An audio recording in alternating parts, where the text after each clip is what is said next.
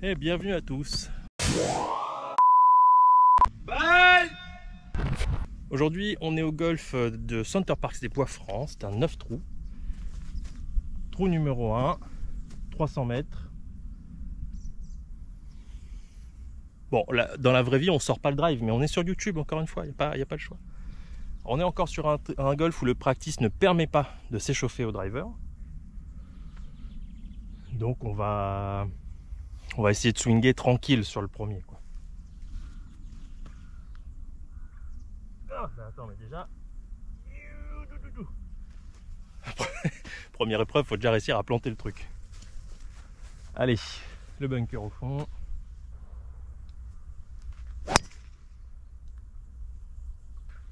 Ce serait-il pas un super beau drive du 1, ça? Alors ne nous méprenons pas, ce n'est pas un golf à côté de Center Parcs auquel cas on peut profiter de son séjour à Center Parcs pour aller au golf, mais bien le golf de Center Parcs. Donc effectivement, ce n'est pas un golf très historique, voilà, c'est un golf qui va dater des années 90-93, si je dis pas de bêtises, quelques années après la construction du Center Parcs des Bois-Francs, dans les années 80, un peu avant 90, 88, 89. Donc on est sur un golf loisir. On va pas s'attendre à... déjà c'est un 9 trous. Et on va pas s'attendre à un parcours mythique. Mais on va s'amuser quand même. Enfin, c'est du golf, quoi, peu importe le parcours. 95 mètres au drapeau, petit gap wedge.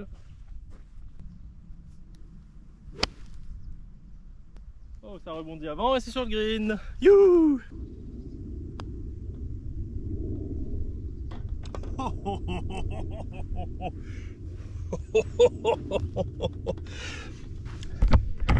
C'est-à-dire que là, il faut faire le cri du birdie au premier trou.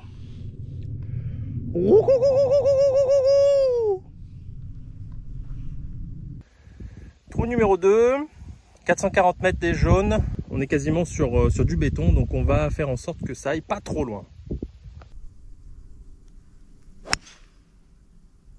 Donc ce trick de Danny Mold, ça révolutionne mon golf. Bon, par contre, j'aurais largement pu prendre driver. Je sais pas pourquoi je me suis dit que c'était bois 5. Mais merci Danny Mold, merci beaucoup. Dis donc, c'est un par 4 énervé, hein. Allez, rebois 5. J'ai pas mon gant.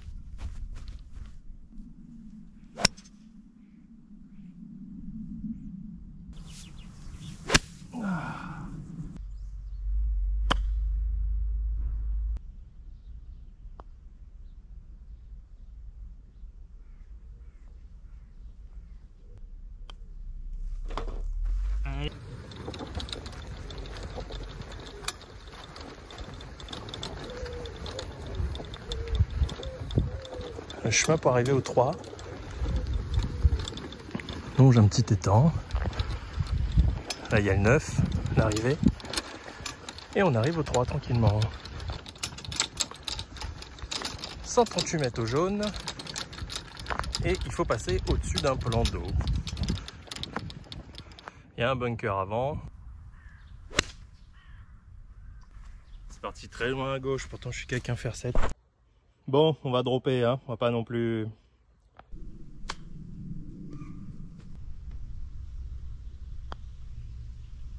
Oh!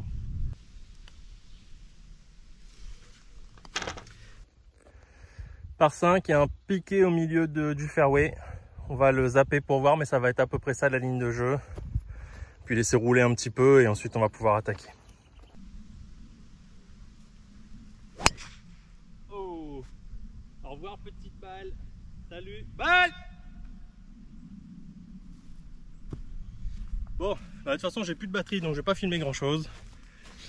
Je vais juste prendre quelques vidéos parce que j'ai oublié évidemment ma batterie là-bas et faire l'aller-retour. Bon, voilà. Je vais vous prendre quelques vidéos, des trucs sympas. Donc là on est au 4, il reste 5 trous, j'aurai pas de quoi finir les 5 trous. Je vais juste vous filmer les alentours, puis je vous donnerai mon score à la fin. Allez, bisous. Quand on remonte le trou numéro 4, il y a des gros poissons sur le bord.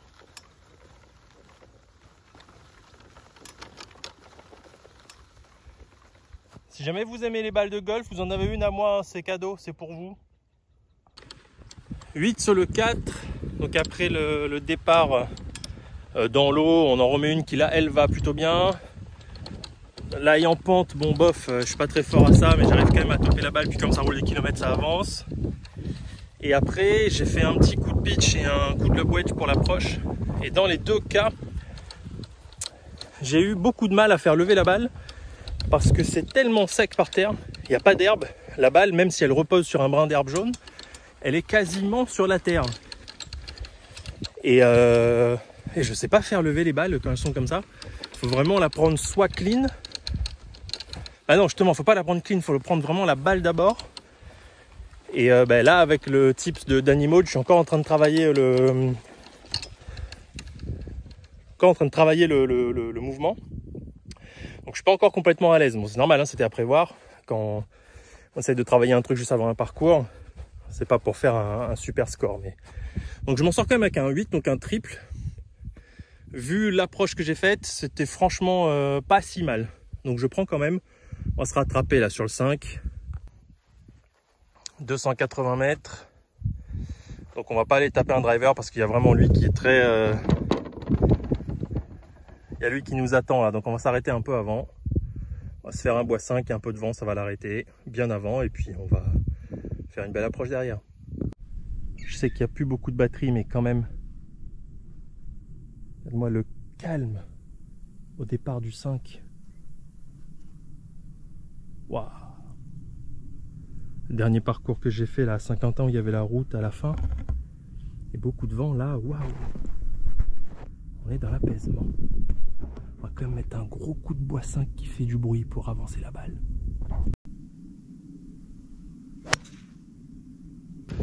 Ah, c'est quand même trop la classe.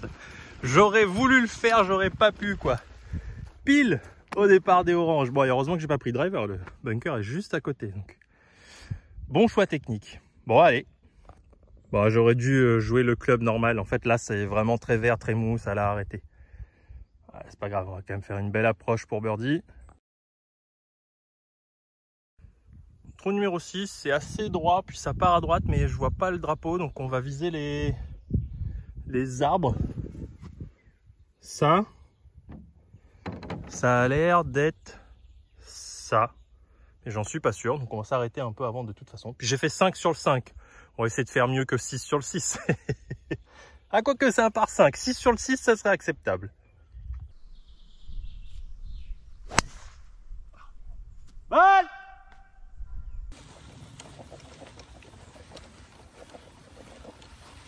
Ah bon, ceci dit, la deuxième est phénoménale. Hein. Je sais pas combien j'ai fait parce que j'ai ma montre, comme je vous ai dit, je sais plus.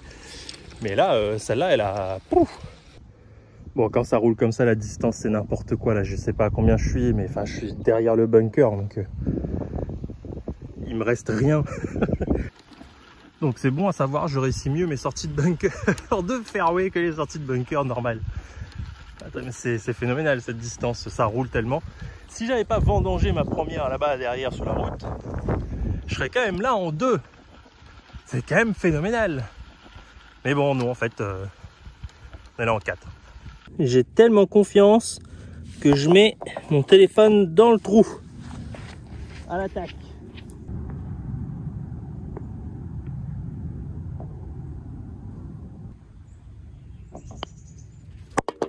Et 6 sur le 6. Alors je sais hein, qu'avec des scies, on mettrait Paris en bonbonne, mais là, si j'avais pas balancé ma balle dehors, ça serait un birdie sur un par 5. Bah là c'est pareil, en vrai, en temps normal, prendre un petit hybride ou un faire 5 pour passer l'eau, quoi. Mais là, on est sur YouTube, hein, donc on drive. Sur le trou numéro 7, ils sont gentils. À gauche, ils ont mis youhou, un sacré paquet de trucs pour empêcher les balles des gens d'aller n'importe où. Donc ma balle est partout par là. Et comme j'ai un peu la flemme de revenir au départ et que vu ma carte de score là, bon, on n'est plus à un coup près, on va se dropper quoi. Donc 1 dans les châssis là-bas, 2 drop, 3 une approche. Il en manquait un peu, j'ai pris fer 8, j'aurais dû prendre fer 7. Mais on est quand même en train de putter pour le par. Donc on va refaire la même. Avec toute la confiance que je peux avoir dans mon putting.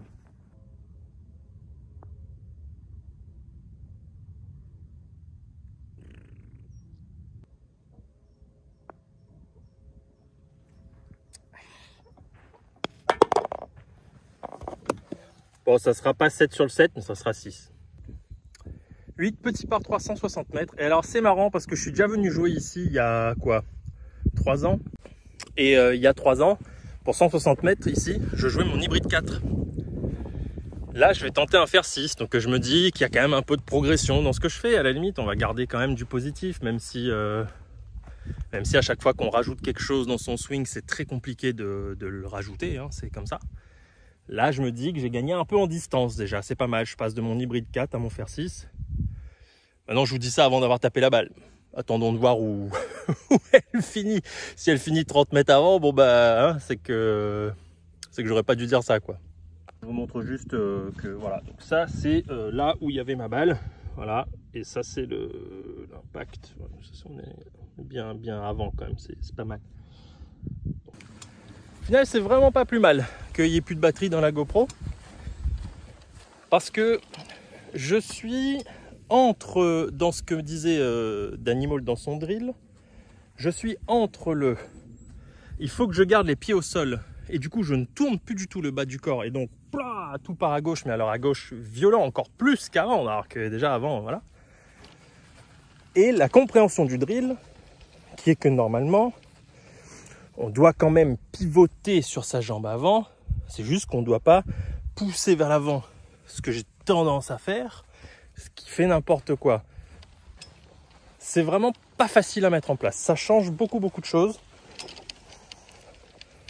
De ce que j'en ressens là, après cette petite quasi fin de parcours, après ce parcours en entier, quasiment, on arrive au 9 là.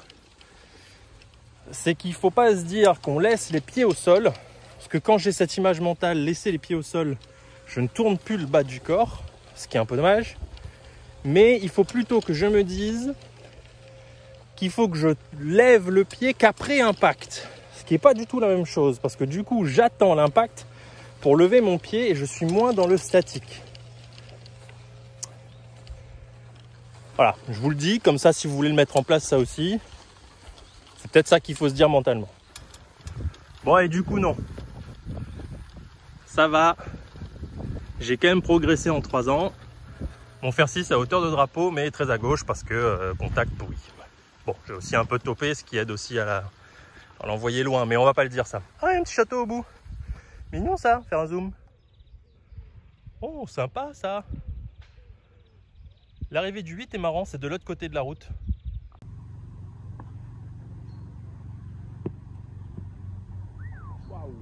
On va tourner le téléphone parce que j'ai un petit peu, voilà.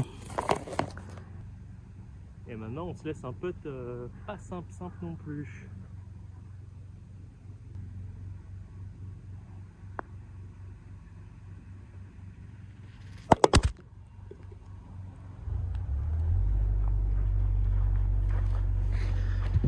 Ha! Ah, c'est marrant, pour rejoindre le 9, on passe à côté des poneys. Coucou les poneys. Coucou. Coucou les poneys. Bon, j'ai réussi à faire tenir le téléphone, je ne sais même pas comment, mais je voulais juste filmer ce départ, déjà parce que c'est le dernier, c'est cool. Et aussi parce que de mémoire, on a, vu que les arbres sont juste à côté, on a un bruit assez dingue. Ça claque très fort. Bon, ça fait pas partie des bruits que j'aime particulièrement, mais je voulais quand même vous le montrer. On va viser tout droit et là on a un départ encore dans un état sympathique. On lève le pied qu'après impact.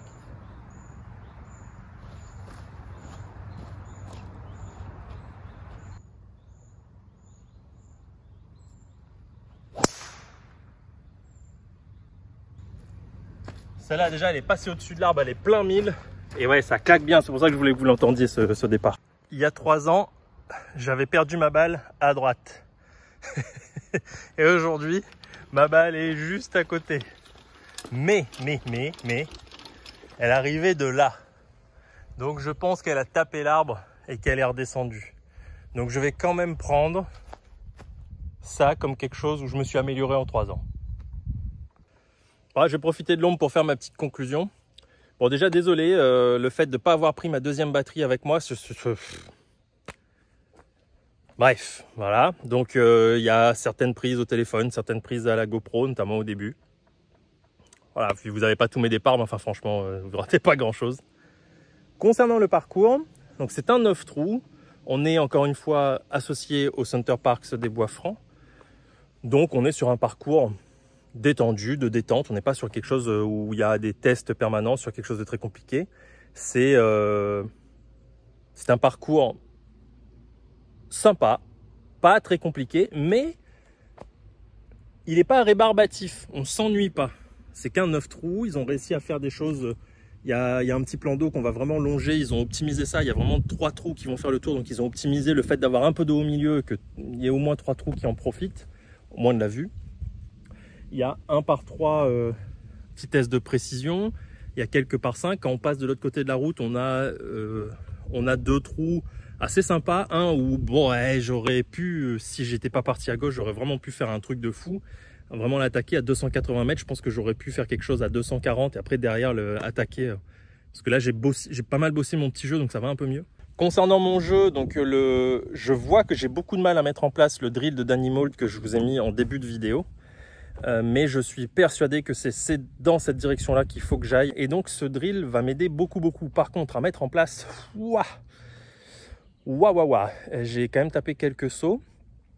Alors ce qui est marrant, c'est que quand on tape bien les balles, du coup maintenant j'ai vraiment des vols de balles qui sont beaucoup plus hautes, donc je dois avoir peut-être un angle plus descendant. Enfin je sais pas trop qu'est-ce qui se passe, il faudrait que j'aille faire un tour au Trapman pour vraiment m'en rendre compte, mais en tout cas ce drill m'aide vraiment beaucoup. Mais alors qu'est-ce qu'il est compliqué à mettre en place. Je vais quand même continuer. Là celui-là je vais pas le lâcher, et j'avais mis une note de 10 sur 10 que je confirme vraiment. C'est vraiment un super drill si vous avez le même problème que moi qui a un peu du par-dessus. À côté de ça, il va commencer à être temps que mon fils accepte d'aller chez le coiffeur, parce que je lui ai dit que je ne me coupais pas les cheveux tant que lui ne le faisait pas, mais là ça commence à être compliqué. Non, attention poil. Je me suis vraiment bien amusé en fait sur ce parcours, à mettre en parallèle par rapport à celui de Saint-Quentin que j'ai fait la semaine dernière. Alors vous le verrez certainement avec un peu plus de décalage, parce que faut le temps que Bibi fasse le montage quand même. À choisir, franchement, celui-là me paraît plus mignon, plus sympa. Ouais, c'est vraiment pas mal. Bon, là, ce coup-ci, je suis tout seul. Mon fils n'a pas voulu venir. Il préfère aller faire de la piscine, mettre des lunettes et plonger dans de l'eau. Si vous allez au Center Parcs des Bois-Francs, je vous le conseille. C'est vraiment pas un truc cheap, un peu bon, il y a Center Parcs à côté, donc on va faire un parcours pour en profiter. Même si je pense que économiquement parlant, c'est bien ce qui se passe. Je serai capable de vraiment revenir et de le rejouer avec beaucoup de plaisir.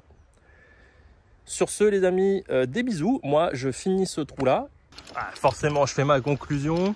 Là, il y a des arbres là, donc je voulais la laisser basse. Il y a un petit fer-7 pour la laisser basse. Et elle est sortie un peu à droite aussi.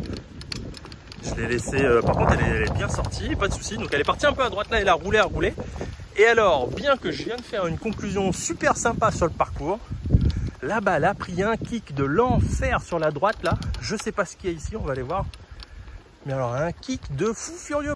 Bon, on est juste au bord du green, mais alors, il va quand même falloir aller la chercher, hein.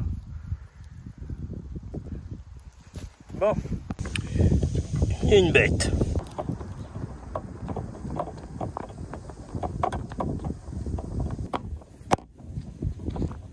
Je finis sur un 5 après être sorti de là-bas, là, de la pampa. C'est pas si mal. J'ai acheté des balles parce que j'ai un peu avoiné à gauche. Des bisous.